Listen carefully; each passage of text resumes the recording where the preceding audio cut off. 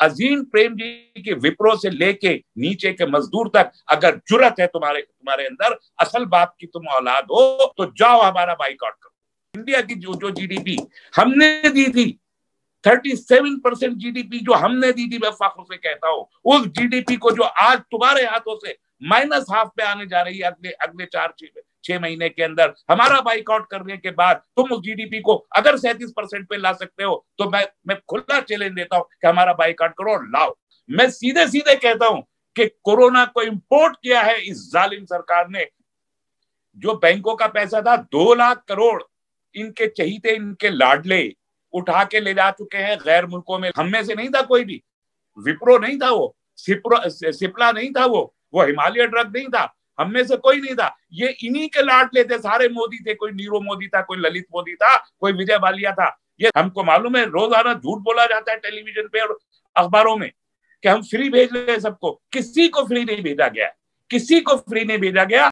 90,000 NRI आके पंजाब में छुपे हुए थे जनवरी और फरवरी के महीने में, 3 महीने के अंदर वो 90,000 आए। आपने उनको कुछ नहीं कहा। वहां वैष्णो देवी में भी 400 लोग मौजूद थे, ये गुरुद्वारे में 4,000 लोग वहां मौजूद थे, उस दूसरी जगहों पर मौजूद थे। मध्य प्रदेश की सरकार उसी जमाने में गिराई, सारे के सारे लोग वहां मौजूद थे। लोकसभा का सेशन चलता रहा, राज्यसभा का सेशन चलता रहा, और ठीक उसी जमाने में आपको कुछ दिखाई नहीं दिया। आप तबलीगी जमात, आपको खाली दिखाई दिया। हमारी जो जीडीपी है दिसंबर के महीने तक -1/2 पे होने जा रही है। -1/2 का मतलब ये हुआ जीडीपी का कि मुल्क में लूटमार मची। तालाबंदी की कोशिश की थी, और तालाबंदी न सिर्फ घरों पर है बल्कि जहनों पर भी तालाबंदी और जबानों पर भी तालाबंदी की कोशिश की गई है। भूख से खुदकशी करके कितने लोग मारे जा रहे हैं, उसका कोई स्ट्रेटजी। ये बेईमानी नहीं है क्या? क्या आप इसे ठंडे पेटों बर्दाश्त कर सकते हैं कि जो दूसरे लोग मारे जा रहे हैं दूसरे अमराज में, आपने सब शट डाउन कर दिया और टेलीविजन को आपने डेडिकेट कर दिया कि खाली टेलीविजन कोरोना दिखाएगा, 24 घंटे कोरोना कोरोना कोरोना को रोते रहेंगे, कोरोना कोरोना रो रहे। और उसका नतीजा यह है कि पूरे मुल्क की तवज्जो उन मसाइल पे से हटकर जो एक्चुअल मसाइल है यहां आती। लाखों मरीज है, एक खबर मिलती है कि फलां जगह से गाड़ी जाने वाली है, उनके वतन को हजारों मरीज आके वहां पर मजदूर इकट्ठा हो जाता है। यानी एक अजीब व गरीब सूरत हाल है। मैं ये कहता हूं कि इंतहाई किस्म के बेवकूफ लोगों की हुक्मरानी में हम जी रहे हैं, और मैं खुल के कहता हूं कि बेवकूफ लोगों की हम हुक्मरानी में जी रहे हैं कि जिनको इस बात का फख्र है कि वो जब चाहेंगे खड़े होंगे टेलीविजन पे और एक ऐलान करेंगे और अगले दिन से सब हो जाएगा। आपने जब ये कहा कि अगले 4 घंटे के बाद से मुल्क में लॉकडाउन हो जाएगा, तो इस मुल्क की जो ब्यूरोक्रेसी है, इस मुल्क के जो पॉलिटिशियंस हैं, क्या उन्होंने ये सोचा था कि इस मुल्क में कितने मजदूर हैं जो अपने अपने घरों के बाहर दूसरी रियासतों में जाके काम कर रहे हैं? आज की तारीख में कम से कम 50 लाख मजदूर दूसरी जगहों पर जाकर वो मेहनत मजदूरी करता है। 50 लाख मजदूर, उसमें से 29 लाख मजदूर सिर्फ अकेले बिहार से है। आपने लॉकडाउन कर दिया। वो महाराष्ट्र में जाइए, दिल्ली में जाइए, ये जो बड़े शहर हैं, इनमें ये मजदूर किस हाल में जीते हैं। एक मजदूर एक कमरा लेता है, छोटा सा मकान किराए पे लेता है, उसमें 10, 15, 20 आदमी रहते हैं। उसमें से 4-5 आदमी दिन में ड्यूटी करते हैं, 5-6 आदमी रात को ड्यूटी करते हैं। रात वाले दिन में उसी मकान में आके सोते हैं, दिन वाले रात को जाके सोते हैं। इस तरीके से वो जीते हैं। अब फैक्ट्री बंद है, इंडस्ट्री बंद है, वो आके वहीं पे सो रहा है। तो अब ये जो मजदूर है, जो अब वहां उसकी इंडस्ट्री बंद है, सब 20 के 20 वहां है, राशन मिल नहीं रहा है, मजदूरी मिल नहीं रही है, अपने घर जा नहीं सकता। अरे भाई, अपने घर वो चला जाता तो घर जाके जो भी वहां से आलू खोद के खा लेता, अपने परिवार के बीच होता, टेंशन ना होती, फ्रस्ट्रेशन ना होती। इसे प्लान कौन करेगा? इसे प्लान करेगी ब्यूरोक्रेसी। जब आप ऐलान कर रहे हैं कि अब 4 घंटे के बाद लॉकडाउन हो जाएगा, उससे पहले आपके ऊपर यह फर्ज था कि आप उस ब्यूरोक्रेसी के जरिए एक प्लान बनाते, शेड्यूल बनाते, उनके घरों पे भेजते, उनके टेस्ट करते। कुछ नहीं किया। आपने मुल्क को अनारकी में झोंक दिया। अनारकी का लफ्ज इस्तेमाल कर रहा हूं, मैं जानता हूं इसके मानी क्या है, लेकिन आपने अनारकी में झोंक दिया, क्योंकि लाखों लोग जो सड़कों पे रोजाना पैदल और साइकिलों पे जा रहे हैं, आप उनका एक लफ्ज टेलीविजन पे, कहीं किसी न्यूज में कोई रिलीफ पैकेज, आप उनका जिक्र ही नहीं कर रहे, आप उनके बारे में बात ही नहीं कर रहे। कि जैसे वो इंसान ही नहीं है, जैसे वो इस मुल्क के शहरी नहीं है। मैं कहता हूं फाशिज्म का एक रुख ये भी है। और अब जब से आपने ट्रेन चलानी शुरू की है, हमको मालूम है रोजाना झूठ बोला जाता है टेलीविजन पे और अखबारों में कि हम फ्री भेज रहे हैं सबको। किसी को फ्री नहीं भेजा गया, किसी को फ्री नहीं भेजा गया। 2-2 दिन ट्रेन पहुंच रही है, भूखे प्यासे छोटे छोटे बच्चे, एक बूंद पानी की और दूध की मैसर नहीं आती 2-2 दिन तक, और उसके बाद जाके उनको क्वारंटाइन सेंटर में भेजा जाता है। और वो क्वारंटाइन सेंटर जेलों से ज्यादा बदतर है। हमारे पास जो रिपोर्ट्स आई, मेरे पास वीडियो मौजूद है, मैं दिखा सकता हूँ, वो जेलों से ज्यादा बदतर है। और उसके बाद आप उस पर राजनीति करते हैं। आप कहते हैं कि सारे देश को अब राजनीति नहीं करनी चाहिए, देश को आके और इकट्ठा होके लड़ना है, कोरोना से लड़ना है, हम सब मिलके लड़ेंगे, भारत जीतेगा। ओके भैया, लड़ रहे हैं, जीत लेंगे, लेकिन तुम्हारे होते हुए हम नहीं जीत सकते, ये जानते हैं। ये सरकार के होते हुए हम नहीं जीत सकते, सरकार के होते हुए ये देश को नुकसान पहुंचाएंगे, क्योंकि सरकार जिम्मेदार है। इस मुल्क में कोरोना नहीं था, बिल्कुल नहीं था। मैं सीधे सीधे कहता हूं कि कोरोना को इंपोर्ट किया है इस जालिम सरकार ने, जो नंगे इंसानियत सरकार यहां बैठी हुई है, इसने कोरोना को इंपोर्ट किया है। 54,000 लोगों को नवंबर में कोरोना मालूम हो गया था। 30 यहाँ हमारे मुल्क में जनवरी में पहली डेथ हो गई, जो केरल में डेथ हुई। और वो डेथ कहां से हुई? चाइना में जो स्टूडेंट से आपने 2 फ्लाइट वहां भेज के इन्फेक्टेड एरिया से। वबा का उसूल सारी दुनिया जानती है, और प्रोफेट मोहम्मद सल्लल्लाहु अलैहि वसल्लम ने वो बताया कि जहां वबा है वहां के लोग सेहतमंद इलाके में ना आए, और सेहतमंद इलाके के लोग वबा इलाकों में नहीं जाए। और इस उसूल को WHO ने भी मानता है। इसके बावजूद जब वुहान में वबा फैल चुकी थी, चीन में वबा थी, आप चीन से जाके स्टूडेंट्स को लेकर आए हिंदुस्तान में और चुपचाप उनको अपने घर पहुंचा दिया, कोई क्वारंटाइन नहीं किया। क्यों? क्या आप जाहिल थे? आप पढ़े लिखे नहीं है? क्या आपको मालूम नहीं है कि इसका उसूल क्या होता है? वहां पहली डेथ हुई। उसके बाद 30 जनवरी को यूनाइटेड नेशंस में WHO ने कोरोना को हेल्थ इमरजेंसी डिक्लेयर कर दिया। 30 जनवरी से लेकर मार्च तक 54,000 गैर मुल्की हमारे हिंदुस्तानी लोग इस मुल्क में आए। वो कहते हमने स्क्रीनिंग की। क्या स्क्रीनिंग की थी? थर्मल स्क्रीनिंग कर रहे थे आप। वो कोरोना टेस्ट नहीं होता है उसको। आप 54,000। पंजाब के हेल्थ मिनिस्टर ने सेंटर की हेल्थ मिनिस्ट्री को लिखा, 90,000 NRI आके पंजाब में छुपे हुए थे। जनवरी और फरवरी के महीने में 3 महीने के अंदर वो 90,000 आए। आपने उनको कुछ नहीं कहा। आपको जब मौका दिखाई दिया कि अब ये तो बढ़ने वाला है और गवर्नमेंट नाकाम हो गई, गवर्नमेंट की जो पॉलिसीज थी वो फेल्ड पॉलिसीज थी कोरोना के लिए, जो भी मैं तो उसको आज तक किसी WHO के पैरामीटर के मुताबिक मैं इसे एपिडेमिक नहीं मानता, मैं इसे पेंडेमिक भी नहीं मानता। आप 168 मुल्कों में, अगर आप कहते हैं 168 मुल्कों में अगर एक मुल्क में एक पेशेंट भी है तो आपने उसको भी कंसीडर करके 168 की तादाद, मैं उसे ना पेंडेमिक मानता हूं ना एपिडेमिक मानता हूं, क्योंकि जो लेट डाउन प्रिंसिपल्स हैं उसके मुताबिक ये तादाद पूरी नहीं है। लेकिन आपने जो भी कुछ है, आपने इसको जिस अंदाज से मैनेज किया, दैट वाज स्क्वायरली रॉन्ग, बिल्कुल गलत एक तरीका था। इसके बाद जब आपको लगा कि अभी तो कल सवाल उठ जाएंगे, तो आप फौरन अजीत डोभाल साहब तबलीगी जमात के मरकज में पहुंच गए, जहां 2,500 तबलीगी लोग मौजूद थे। अरे भाई, उससे पहले वहां वैष्णो देवी में भी 400 लोग मौजूद थे। अभी आपने देख लिया कि औरंगाबाद के जो चर्च था, वो जो हमारा ये गुरुद्वारे में 4,000 लोग वहां मौजूद थे। उस दूसरी जगहों पर मौजूद थे। 25 तारीख को जा रहे थे हमारे चीफ मिनिस्टर, जाके वहां करिया है वो स्थानांतरण करिया है मूर्ति का अयोध्या में। क्या नहीं हुआ? आपने मध्य प्रदेश की सरकार उसी जमाने में गिराई, सारे के सारे लोग वहां मौजूद थे। लोकसभा का सेशन चलता रहा, राज्यसभा का सेशन चलता रहा, ठीक उसी जमाने में आपको कुछ दिखाई नहीं दिया। आप तबलीगी जमात आपको खाली दिखाई दिया। और 2 बजे रात को, 2 बजे रात को कोई शरीफ आदमी नहीं निकलता 2 बजे रात को, जब तक कोई खास बात ना हो।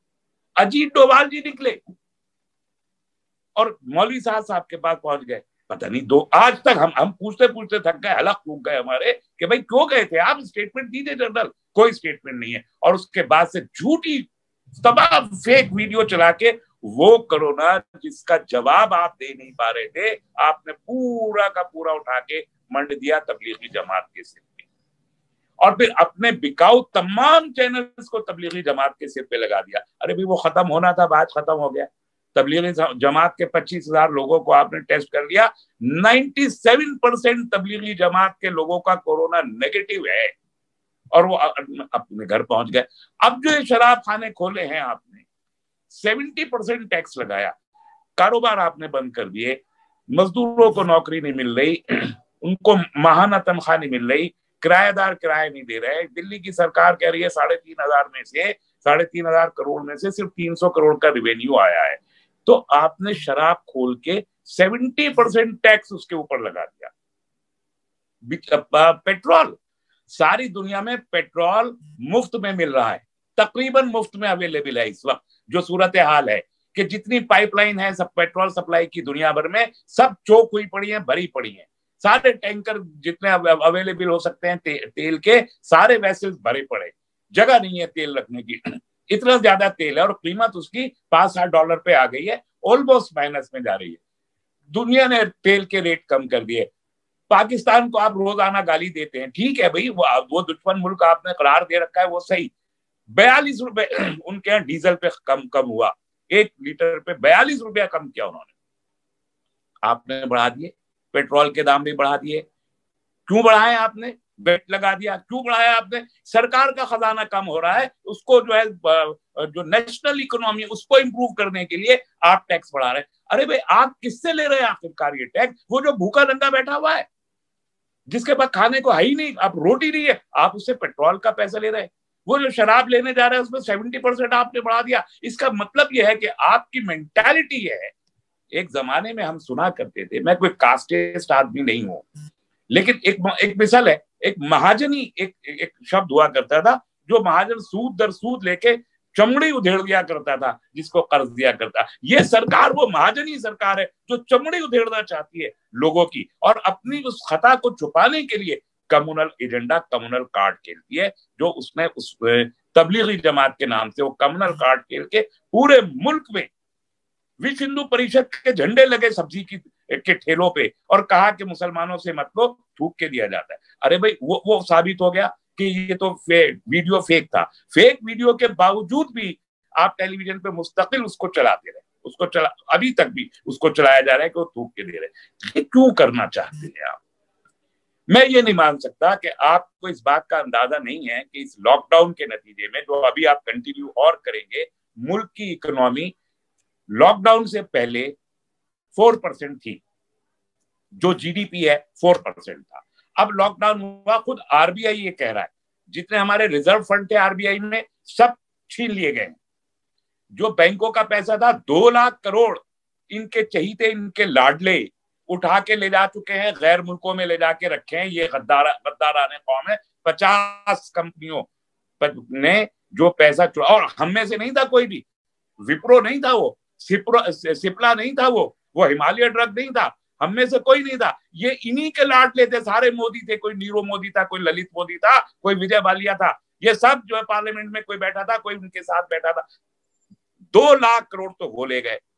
2 लाख करोड़ के करीब आपने रिजर्व बैंक से निकाल लिया, जो रिजर्व फंड था। जो सोना था वो पहले बेच चुके, और अब इंडस्ट्री भी बंद हो गई। इसका नतीजा क्या होगा? हमारी जो जीडीपी है दिसंबर के महीने तक -1/2 में होने जा रही है। -1/2 का मतलब ये हुआ जीडीपी का कि मुल्क में लूटमार मची, और उसके बहुत सारे एजेंसीज हैं जो ये ऐलान कर रही हैं कि मुल्क में लूटमार मचने वाली। तो क्या इस सरकार नहीं जानती कि मुल्क में लूटमार मचेगी, अफरा तफरी मचेगी, अनारकी आने वाली है? तो ये आप क्यों कर रहे हैं? आपको भी मालूम है। ऐसा नहीं है कि हमारी सरकार में जो ब्यूरोक्रेसी बैठी है उसको मालूम नहीं है। सीधी सी बात है, आप चाहते अनारकी प्रमोट हो, आप यही फाशिज्म है। फाशिज्म अनारकी के बगैर पनप नहीं सकता। जब तक खाना जंगी ना हो, जब तक सिविल वॉर की सिचुएशन ना हो, जब तक लूटमार ना मचे, तब तक फाशिज्म नहीं पनपता।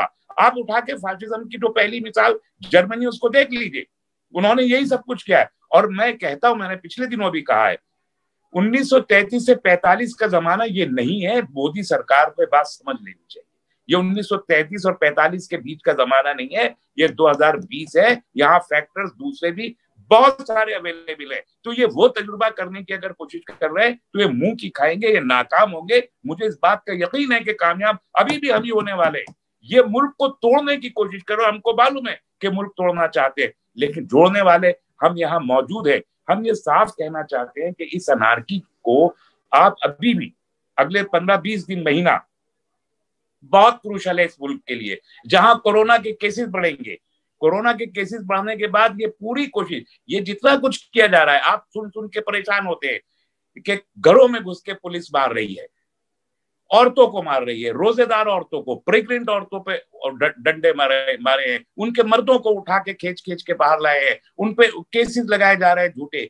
जो हमारे पूरा का पूरा ये जो सीए और एनआरसी के केसेस का जो एक मूवमेंट, डेमोक्रेटिक मूवमेंट चल रहा था, पीसफुल साइलेंट मूवमेंट चल रहा था, आज पूरे मुल्क में तकरीबन 41,000 लोगों को, जो एक्टिविस्ट थे, उनको गिरफ्तार किया गया है। जो यहाँ पर फिसाद हुआ था दिल्ली में, उसमें जो लोग इन्वॉल्व नहीं थे, नौजवान लड़कों को गिरफ्तार किया ऐसे ही मार मार के। लॉकडाउन के दौरान में आप ताली भी बजवा रहे हैं उनके लिए, आप थाली पिटवा रहे हैं उनके लिए, और उन लोगों को भेज रहे हैं उनके, वो जो हमारे बिल्कुल गरीब लोग हैं, उनके घरों पे जाके उनको पकड़ के लाओ। और एक्टिविस्ट को पकड़ा, यानी पहले आपने ग्रास रूट लेवल के लोगों को गिरफ्तार किया, उसके बाद आपने एक्टिविस्ट को गिरफ्तार किया कि लॉकडाउन में कोई बाहर नहीं निकलेगा ये मान के, और उसके बाद आप लीडरशिप पे आ गए, आप डॉक्टर जफरुल इस्लाम खान साहब पे पहुंच गए। उसके बाद अब जब वहां, इसका मतलब यह है कि आप ये इवेलुएट कर रहे हैं कि लीडरशिप को जब आप छुएंगे तो रिएक्शन क्या होगा। एक बात मैं बता दूं, आप ये सारे टेस्ट करते रहिए, ये सब इसलिए कर रहे हैं आप कि प्रोवोक होके हम अगले 15 दिन में, 20 दिन में बाहर आए। और वो केसेस जो आज 10 तारीख को जो 62,000 के करीब केसेस हैं, ये केसेस बढ़ने वाले हैं 1.5 लाख तक मई के एंड में। मई एंड में ये 1.5 लाख हो जाने वाले, जून एंड में 3 लाख हो जाने वाले। सरकार को जवाब देते बंद नहीं पड़ेगा कि क्या हुआ, सारे लॉकडाउन के बावजूद भी ये सब कुछ क्यों हो गया। उसका जवाब नहीं देना तो पहले उसको कबनल करके उसकी सारी जिम्मेदारी मुसलमानों के ऊपर डालनी है कि आप या तो ईद के लिए बाहर निकले या इस प्रोटेस्ट के लिए बाहर निकले। कह देगा ये बाहर निकले थे, वो लाखों शराबी जो बाहर निकले उनसे कोरोना नहीं फैल रहा है। जब ये प्रोटेस्ट के लिए बाहर आए तो इनसे कोरोना फैल जाएगा जैसे जमातियों से फैला था। तो ये सब उनका है। मैं ये मानता हूं कि अगर हम 15 दिन 20 दिन हम सब्र करके बैठ जाए, 15-20 दिन, ये एक्सपोज हो जाने वाले हैं। यहाँ पर जो वो अनार्की आएगी, जो लूटमार बचेगी, उसमें इनका जो एक्चुअल पर्पज है, ये आर्मी को बाहर लाना चाहते हैं। मैं साफ कह रहा हूं, और मुझे मेरा अपना इवेल्युएशन ये है, एनालिसिस ये है कि ये अनार्की प्रमोट करके आर्मी का सहारा लेना चाहते हैं, आर्मी को डिप्यूट करना चाहते हैं। अभी भी आपको अगर याद हो तो परसों अहमदाबाद में इन्होंने थोड़ी देर के लिए अहमदाबाद सिटी को आर्मी के हवाले किया था। ये आर्मी को लाएंगे और आर्मी के जरिए एक पर्टिकुलर एजेंडा को ला के तमाम जो एक्टिविस्ट दूसरे क्लास है उन सबको, चाहे वो गौतम नौलखा हो, ना राजरतन महफूज है, ना शेखांग महफूज है, ना तस्लीम रहमानी मौजूद है, ना सज्जाद नुमानी साहब महफूज है। उसके बाद ये लाने के बाद और इनडेफिनिट पीरियड के लिए ये डेमोक्रेसी को कर्टेल कर देना चाहिए, एक इनडेफिनिट। तो फाशिज्म का एक्चुअल आउटकम ये है, कोरोना के बहाने इन्होंने एक अपॉर्चुनिटी हासिल कर ली है।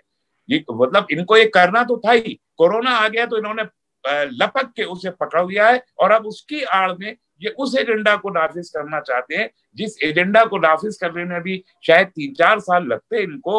अब कोरोना के जरिए उससे ये इसी साल में नाफिज कर देने की कोशिश कर रहे हैं। तो मैं बहुत सीधे से अपील करना चाहता हूं, मैं शायद बात अभी भी तवील कर दी, मैं मुख्तसर खत्म कर रहा हूं अभी से। मैं सीधे से अपील करना चाहता हूं कि 15-20 दिन बर्दाश्त कीजिए, सब्र कीजिए, बहुत सब्र की जरूरत है।